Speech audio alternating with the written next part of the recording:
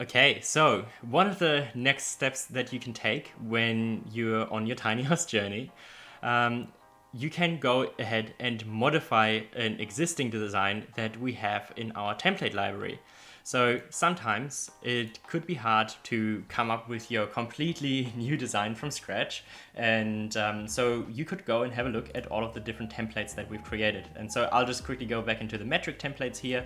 But if you look through our designs, it might be a good idea for you to think about, okay, I want to build a tiny house for my family, for example. Let's look at a bigger tiny house and use that as a starting point and then make some changes to make it fit to your unique requirements.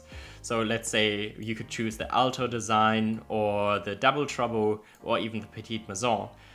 Or if you want to build a tiny house for an Airbnb retreat, you could choose the Surfside retreat here, for example, which is optimized for Airbnbs or the Nomad. There's actually a couple that have been built for Airbnbs.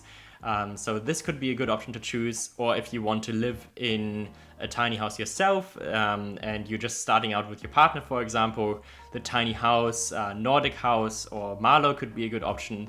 And this way you don't have to invent everything from scratch, and you can just use some elements that you like and then replace other elements that you don't like so much with your own ideas, and it will be much quicker than having to come up with everything yourself.